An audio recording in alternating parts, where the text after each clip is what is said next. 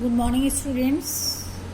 Now, today we will discuss more about the chapter 2, that is your force and laws of motion, and we have to discuss today's Newton's first law of motion. So, I had discussed little bit, so today we will discuss once again that what do you mean by Newton's first law of motion. What is Newton's first law of motion?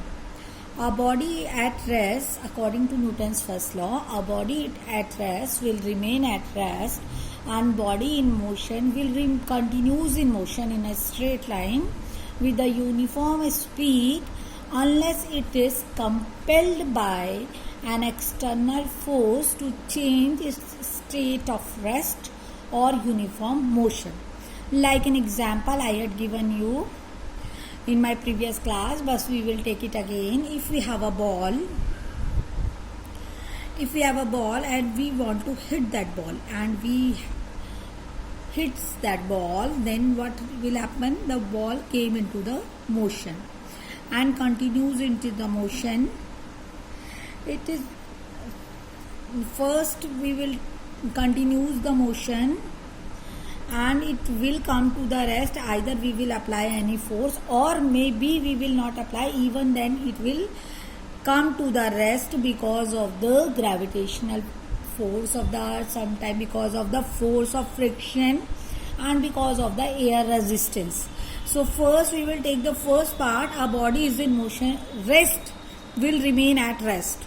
It is uniform throughout the universe. Like an example, if we have a chalk box on the table,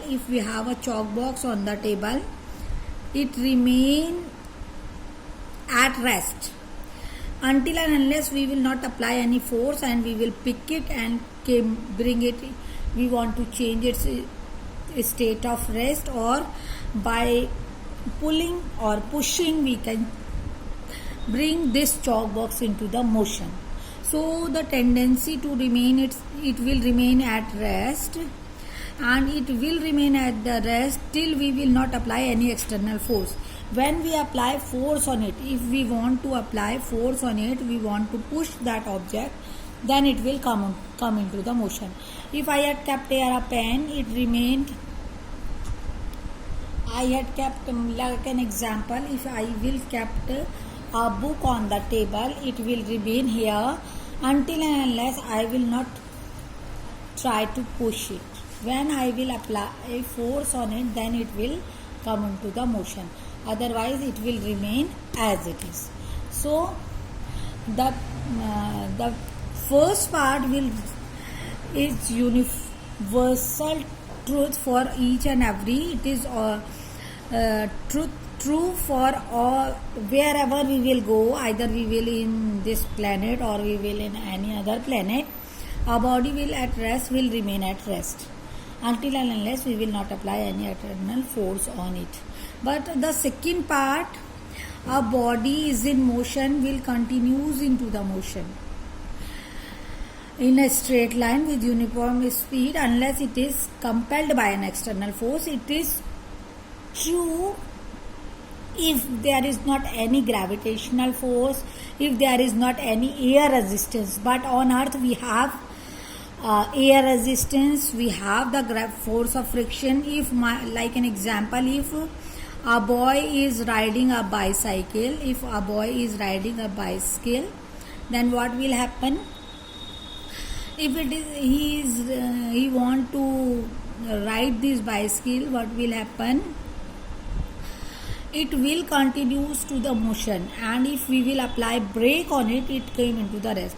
If we are not going to pedaling the cycle, even then if we will bring the cycle into the motion and after that we stop pedaling, even then the cycle will move for a while, but after some time it will not continues into the motion, it will automatically bring into the motion. Even then we had not apply any type of external force on it, even then we had not apply brake on it, even then it will come into the into rest.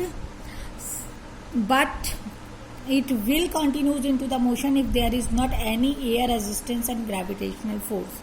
So according to us, according to Newton made this rule for throughout the universe. That's why he has written, but if there is air resistance or there is force of friction, then the second part is not always true, that it will continues into the motion. But since we are studying for not only for the earth, not only for the, we want to learn it throughout the universe.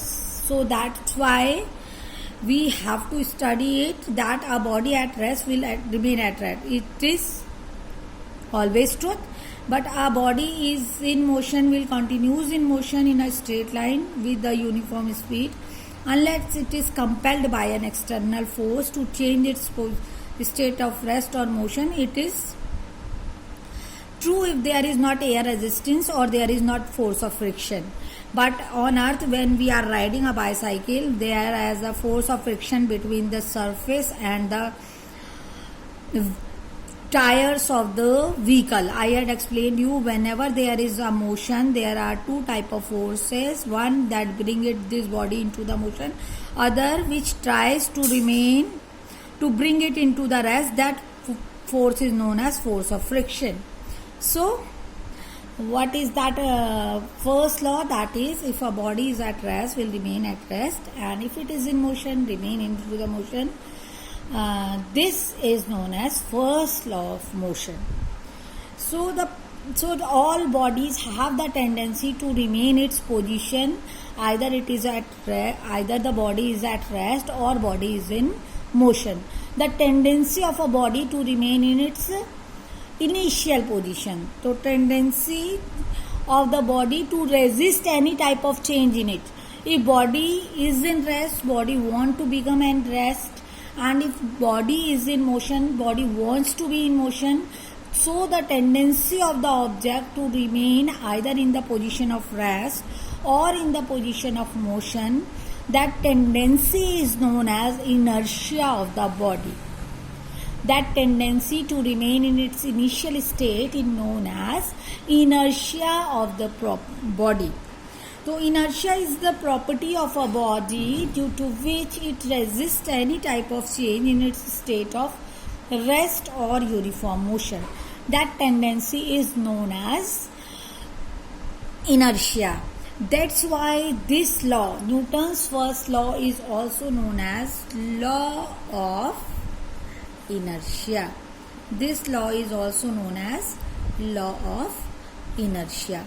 So this is your Newton's first law, which we had discussed today. Thank you and God bless all of you.